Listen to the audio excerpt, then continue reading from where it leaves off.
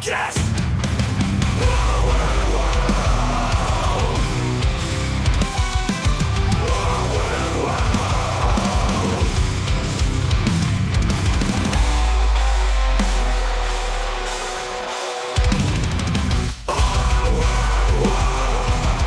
Welcome to Our Weird World. I'm your host, John Henson, and I'm not sure if things sound a little different. If they do, I'm gonna have to figure something out because we are in the new house and the pictures on the walls look crooked from this angle I'm just now noticing.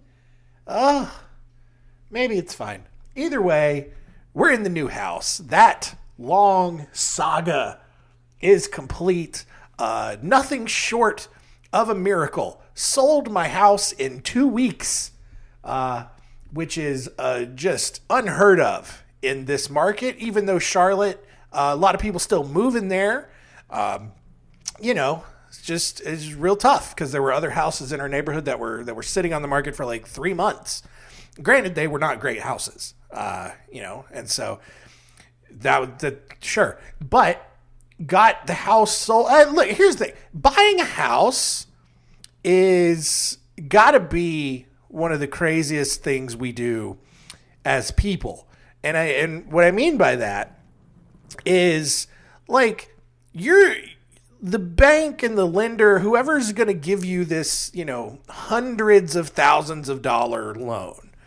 The system is so stupid, and they wonder why foreclosures happen and all this, because they need all of your bank access. They need to look at all your bank statements and all of your debts and all that, so they can see like, all right, based on the other loans and debts that you have, can you afford to take on this debt?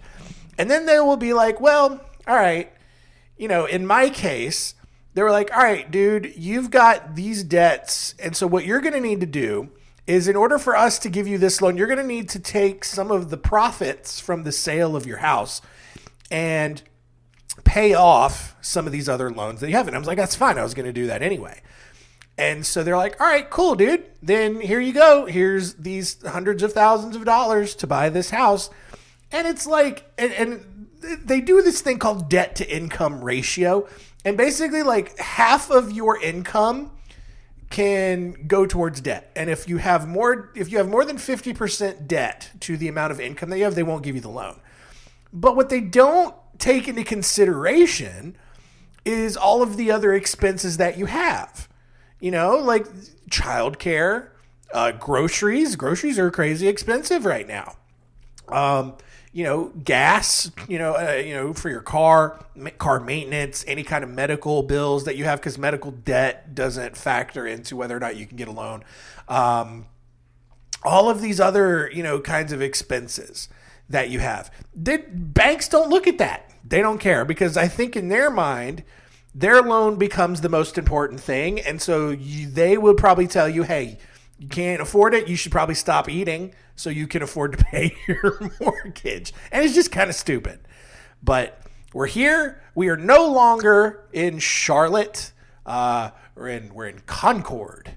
I say Concord just to piss people off, but it's Concord around here. The one in New Hampshire is Concord.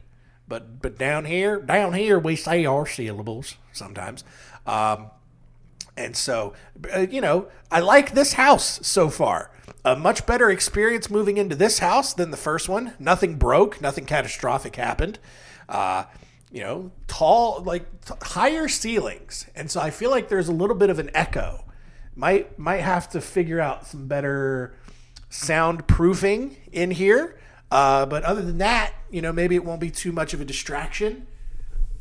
Maybe I could just keep the microphone close here and it won't pick up any of the echo that I am currently hearing on the right side of my head right now, which is going to annoy me. But all of that being said, it's the first Monday in May, which means it is time for another Weird Fun Bag. It is number 18.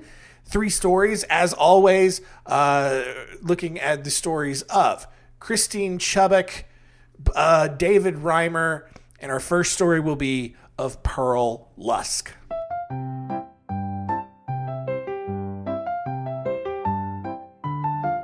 Story time. Story time.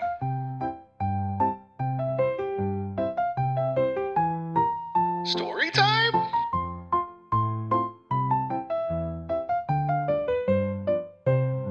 Story time.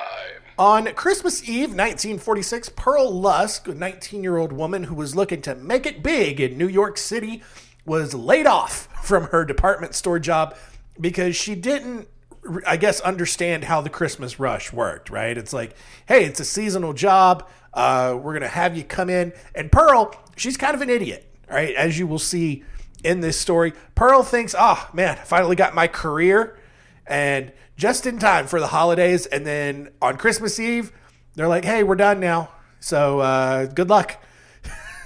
Anyway, so she's already out of a job. To make things worse, her landlady got tired of answering calls for her and told Pearl that the only person she would ever let through moving forward would be her mother. I don't know. She's apparently very popular. She got a lot of phone calls, and her landlord didn't like it. So now with no job and no social life, because maybe she had a lot of gentlemen callers calling. Anyway, but Pearl was distraught. And so she has Christmas, spends Christmas, I guess, with her family maybe, or maybe she spent it alone because she's in New York trying to make it big. And so the next day after Christmas, she boarded a subway train and ran into a guy named Alan LaRue. Pearl had rejected a previous proposal for drinks from him back around Thanksgiving, but this time, I guess, just real desperate, real sad, she agreed. So they go out, and as she sips her drink, LaRue offered her a job that Pearl found very difficult to refuse. To her, it sounded like she would actually be acting out scenes that she had been reading about in the Perry Mason novels that she had been reading by Earl Stanley Gardner. Perry Mason, I didn't realize Perry Mason was a set of novels. I thought it was just a TV show, but look at that. So the next day, Pearl happily joined Alan LaRue for her first day on the new job. Her first mission, I guess, was that she was basically going to be this private detective working for an insurance company to recover stolen jewelry. LaRue first told her to follow a woman named Olga Rocco, the private secretary to the owner of the Croydon Hat Company, that LaRue believed had stolen jewelry from one of his clients that she kept pinned inside of her clothes. So it's just a real whodunit right out of the gate, right? So this woman, LaRue, thinks that she has stolen jewelry from the owner of the Croydon Hat Company, and rather than putting it, I don't know, hiding it in like a safety deposit box or, you know, in a treasure chest somewhere, she's just got it pinned to the inside of her clothes. Olga, in her own way, had been having a kind of a rough time recently as well. She had recently left her husband, Alphonse, after just 18 months because he had gotten way too violent. 6 months after she left him, Alphonse actually kidnapped her at knife point and held her hostage in a cabin for 2 days. He briefly left her alone, but only to go get a gun and keep her hostage at gunpoint now instead of knife point for 5 more days. Olga eventually escaped and went to live with her parents, but Alphonse not only tracked her down, but shot her in the leg. She went to police several times in hopes of getting some sort of protection, but police continuously failed to act. After some brief reconnaissance on Olga, though, Pearl spent the rest of the afternoon enjoying New York before returning to LaRue's apartment, where she was given what he called an X-ray camera. LaRue explained that all Pearl had to do in order to take an X-ray picture was to get within a couple of feet from Olga as she got off the train, point the camera at her, and pull the short wire that was hanging from the end of the camera. Not a button, right? Not a shutter, but a wire. Thinking at this point, Pearl can't believe this. She thinks she is a full-blown spy at this point. So she takes this camera, goes back to the Croydon Hat Company building, and waits for Olga to leave work for the day. As expected, Pearl saw Olga leave the building at the end of the day and then followed her to the Times Square subway station. The two then traveled all the way to the 55th Street BMT station in Brooklyn, where Olga got off, and then Pearl, doing as she was told, followed close behind, pointed the camera at her, and pulled the wire. Now, let's have a little multiple choice option here. What do you think happened next? Was it A, the camera worked as it was told and took an X-ray photo of Olga? Was it B, nothing happened, she pulled the wire and the camera completely fell apart? Or C, the camera exploded in the subway, killing 4 random people? If you answered C, you're wrong. Actually, I get it. Like, based on how these stories typically go, you're probably thinking, yes, definitely C. There's no way it's not. I don't even know how I didn't hear about this explosion in the subway at one point. Well, no, that's not what happened. Actually, nothing happened. None of the answers were correct. And Pearl took the camera back to LaRue, who said that he would take it to get the photo developed, even though no photo had actually been taken. The next day, LaRue told her that the X-ray picture didn't come out well at all, and he suspected that the camera was the issue. So, 3 days later, LaRue called Pearl and told her that he had a replacement camera and to meet him the next morning. The next day, at this point, which is New Year's Eve, Pearl met LaRue and took a large, heavy box wrapped in red and green wrapping paper. As instructed, she rode back out to Brooklyn and intercepted Olga as she got on the train to go to work. Like last time, Pearl was instructed to get within just a couple of feet and then pull the wire that was inside of this giant wrapped present, basically, at this point. So it's not even doesn't even look like a camera anymore. It's just this giant box that's wrapped like a present. And then there's, again, another wire hanging out of the back of it. But again, when Olga got off the train at Times Square, Pearl followed close behind. As Olga went through the door at the subway station, Pearl pulled the wire again. Now, we're going to play another game. What do you think happened this time? Was it A, the photo actually worked this time because X-ray cameras apparently were real in the 1940s? Was it B, a supergiant explosion did ring out and scared a bunch of people in the subway? Or C, the box fell apart again and nothing actually happened? Well, this time, if you chose B, ding, ding, ding, ding, ding, ding, ding, you are correct. A huge explosion rang out as Olga fell to the ground and screamed in pain. Her leg, everyone now realizes, has almost been completely blown off. Was it the same leg that she had gotten shot with prior? I don't know. But her leg looks completely blown off almost. A subway guard quickly runs over and asks what happened. Pearl, she's like very surprised. This was not what she expected to happen. And so Pearl, the guard is trying to tend to Olga. He's trying to figure out what happened. Pearl comes over. She's like, I just took this woman's picture and then somebody shot her. And then the guard's like, yeah, it was you. Pearl, you shot her, you silly goose. What are you doing? And so the policeman quickly snatched the box from Pearl to find that she was not carrying an X-ray camera because those aren't real. Instead, she was carrying a sawed-off shotgun inside the box. And at that point, Pearl realized what she had gotten herself into and started crying. She bends down to Olga. She's like, I'm awfully sorry I shot you. Which, okay, fine. Olga, though, was probably too busy being really angry about this whole situation to care. But Pearl's just trying to explain it. There was this new job, you see, and I thought I was taking your picture with an X-ray camera. Like, it's a direct quote that she says out loud in the subway because this girl is an idiot. Pearl was taken down to the police station where she was shown a photograph of Olga standing with a man who looked exactly like Alan LaRue. But guess what? It wasn't Alan LaRue. It was actually Alphonse Rocco, who was going by the name Alan LaRue, who had set up this entire thing all together. Even though Alphonse had promised to kill Olga if she didn't come back to him, Olga ignored it and had tried to move on with her life.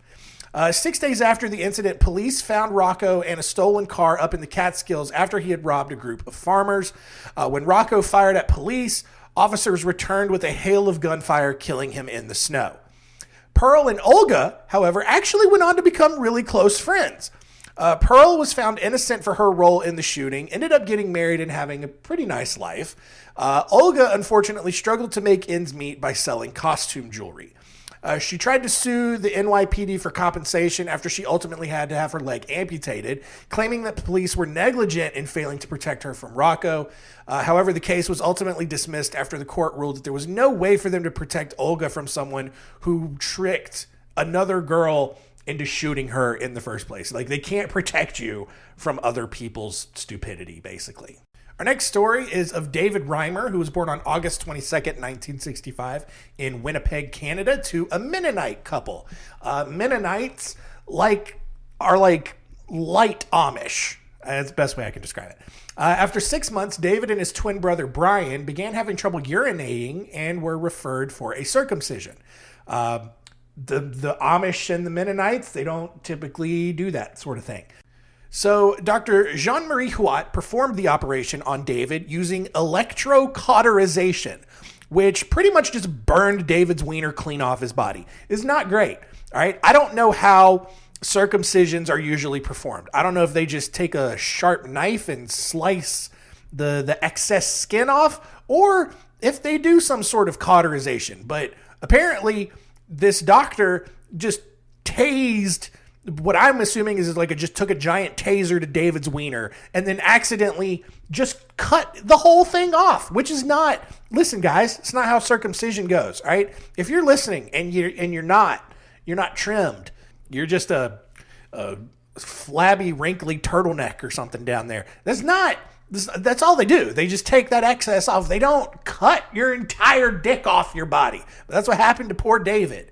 And at that point, other doctors suggested that his brother Brian just wait a little bit to get his circumcision, and the urination problem that he had eventually went away. So while Brian, his wiener's back to normal, the Reimers still had to figure out what to do with David, who had essentially been castrated. His parents took him to Johns Hopkins Hospital in Baltimore in 1967, where they met psychologist John Money, who was gaining a lot of recognition for his work with intersex patients to better understand gender identity, which is the late 60s. This is real progressive stuff, all right? Money believed in the theory of gender neutrality, which basically states that gender identity could be developed from social learning and could be changed with behavioral intervention. I don't know about that. After examining David, Dr. Money believed that reattaching any sort of penis to David's body was going to be impossible, but a functional vagina could be surgically created for him. Money also told the Reimers that he believed David would likely end up being a happier person and achieve sexual maturation as a girl, despite being 100% totally biologically male. The Mennonite parents, who probably, this is way above their mental capacities, they reluctantly agreed to this plan. And at less than 2 years old, David Reimer underwent a bilateral orchiectomy, which basically mangled his groin into the shape of a vagina. Dr. Money took special interest in this case, seeing as two identical twins raised as different genders despite being biologically the same sex would provide a lot of strong data for his research. David's name was then changed to Brenda, and over the next several years made annual visits to see Money and his staff and just check in to see how things were going. Money, seeing as he had not made things weird enough for this family, then forced David and his twin to rehearse sexual acts with each other during their therapy sessions, with obviously Brian playing the role of the man and David playing the role of the woman. And so basically, like, I don't think they were naked, but Dr. Money would basically force Brian to thrust his hips into David so they could simulate having sex with each other, even though they're brothers. It's so stupid. Money also forced the twins to engage in genital inspections on each other, and on at least one occasion took pictures of the activity taking place. Oh, God. Money believed that having children rehearse sexual play would result in a healthy adult gender identity and not mentally scar them at all. And no, that is so wrong. And then look, I get it, right? Like, it's science. It's all done in the spirit of trying to learn. and understand the human psyche and how people grow up and mature. But this is not it, dude. Like, it's easy to say in hindsight now, like, how wrong this is. And honestly, it's probably pretty easy to say back then how wrong. I don't care what you're trying to learn. Don't make two boys hump each other. That's not going to lead to anything healthy. And I don't know how you can even think that it might. Like, in any era, especially now, but maybe especially in the 60s. No, come on. Anyway. Well, when David was 13, he then began taking estrogen, which resulted in him developing breasts. It also caused suicidal depression, with David telling his parents that he'd kill himself if he had to go visit Dr. Money again. And I get it. And honestly, that may not have anything to do with the hormones he's taking. That dude just sucks. And I would probably feel the same way. Less than 2 years later, at age 14, David's parents finally came clean about who he really was and what had happened to him. Which, you're already going through it, right? Like, you're already taking hormones, so your body's doing all kinds of weird things, and then your parents sit you down. It's like, hey, David, honey, listen.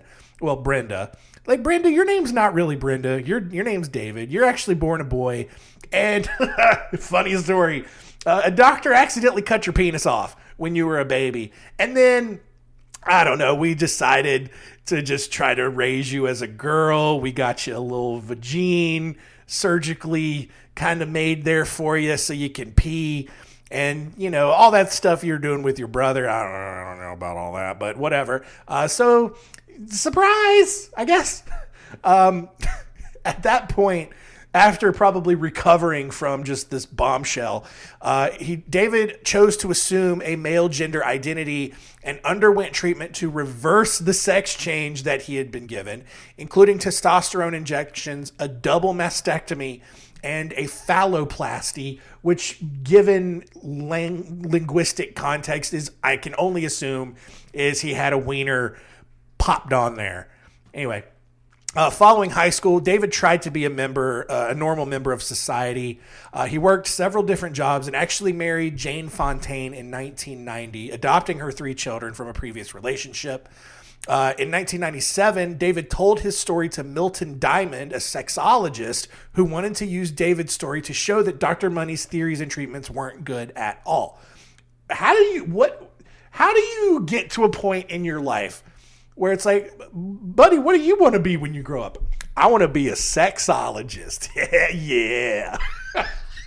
Like, how many dudes in college should be like, yeah, what's my major? Sexology, bro. Yeah. But then, like, you parlay that into, like, an actual career, which is weird. I don't know. Shortly after the meeting with Milton Diamond and telling his story, David also told his story to Rolling Stone magazine. In 2002, David's brother, the one who had his natural wiener from day one, died from an antidepressant overdose. And then 2 years later, David's wife, Jane, asked for a divorce. And that was the final straw for David, who then went to a grocery store parking lot on May 4th, 2004, and shot himself in the head with a sawed-off shotgun. So that's kind of a bummer. This story's not going to be any better. Our final story here is of Christine Chubbock, who was born on August 24th, 1944 in Hudson, Ohio. By all accounts, she had a normal childhood and grew up to obtain her broadcasting degree from Boston University. For the first few years out of college, she worked various production jobs at a number of television and radio stations between Ohio, Pennsylvania, and Florida before landing at WXLT-TV, the ABC affiliate in Sarasota, several miles south of Tampa. Although she was initially hired as a reporter, Chubbock quickly started her own show, Suncoast Digest, that featured local people and activities around the Sarasota area and highlighted the concerns that residents had with alcohol and drug addicts in the city. In some episodes, Chubbock featured homemade puppets that she used during her work with intellectually disabled children at Sarasota Memorial Hospital, which, I don't know, it's kind of random. But despite all of her success, adoration, and hard work, Chubbock dealt with severe depression and suicidal thoughts. So you should already know where this story is headed. In 1970, Chubbock tried to overdose on drugs but failed, and subsequently talked openly about her feelings to her family, who had moved down to their summer cottage at nearby Siesta Key. However, out of fear of being fired, neither Chubbock nor her family told anyone at WXLT about, her attempted suicide.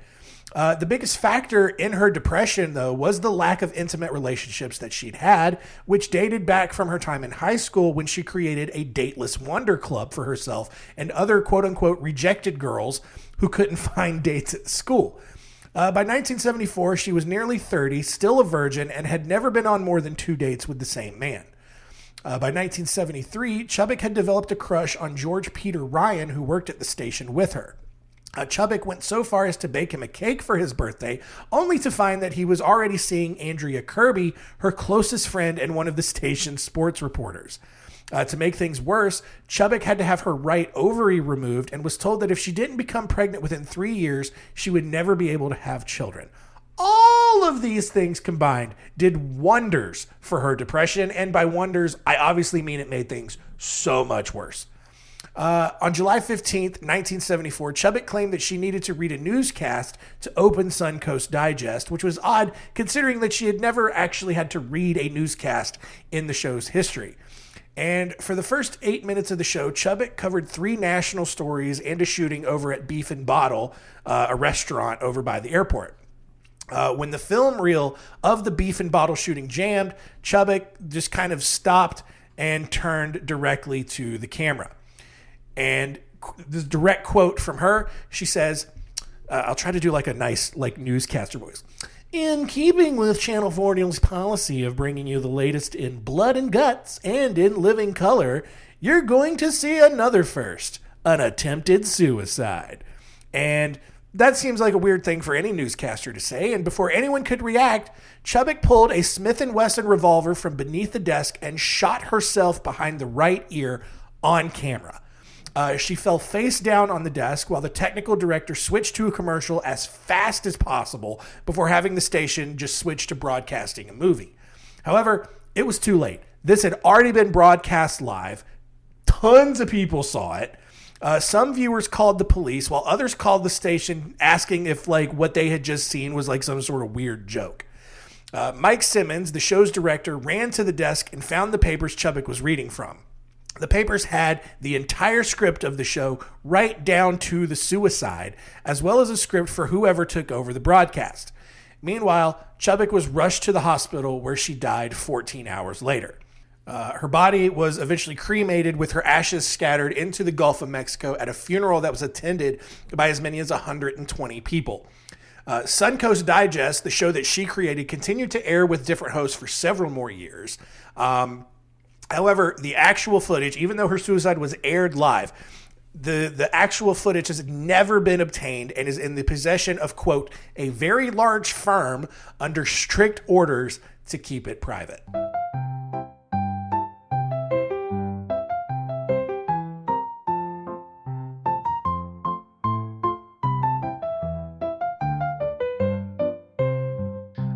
All right, weird fun bag number 18 in the books. Kind of a couple bummer episodes, but it's weird. Just as a bunch of weird stuff. So let's recap and see what we learned today.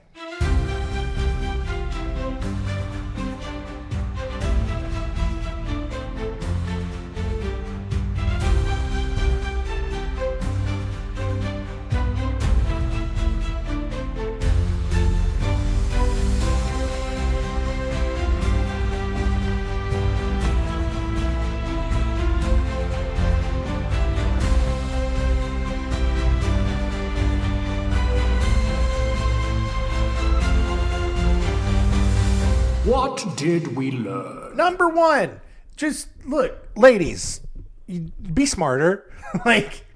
God, just adorably dumb girls are still just, ugh. And so listen, if a guy approaches you and says, hey, I need, you can be a super secret spy, don't. It's not true. All right. Ask for some verification, see a badge number, get some verification, but don't just assume that somebody's going to give you an X-ray camera for a secret mission. That's just dumb. But hey, it worked out for most people in the end. Number 2, David Reimer, born a boy and then accidentally had his wiener cut off during a circumcision. And here's the thing. Accidents happen, all right? But maybe don't, then just try to raise them as a girl, because that's not how that works, all right? It's just not. Number 3, Christine Chubbock. Listen, like, I've seen pictures of this woman. She wasn't ugly, Like, she looked like she's in good shape. Like, listen, she's not a supermodel, but she's fine. Like, she's a very average looking person, right? And so, like, I don't know what her problem was, why she couldn't find love. Maybe she had a weird off-putting personality. I don't know. But whatever, it really bothered her, and then she killed herself on live TV. Unfortunately, it's almost impossible to find, unless you broke into this law firm and, tried to tried to find the tape. I don't know why you would. It doesn't matter. Just go watch Bud Dwyer's suicide if you want to see someone kill themselves. We covered that story several months ago. The senator from Pennsylvania who killed himself, shot himself in the face during a press conference. That footage is everywhere. So if you want to just see that, just go watch him kill himself.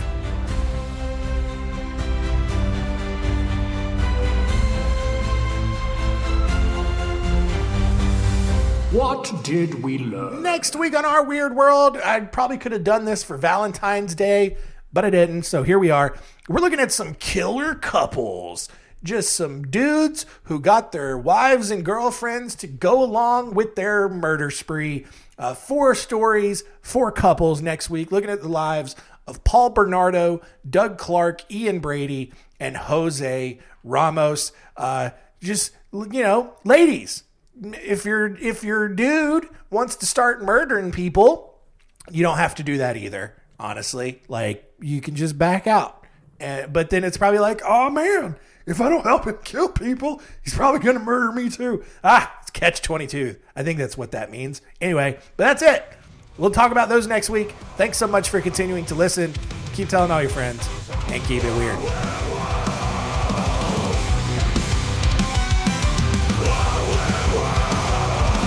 This is a podcast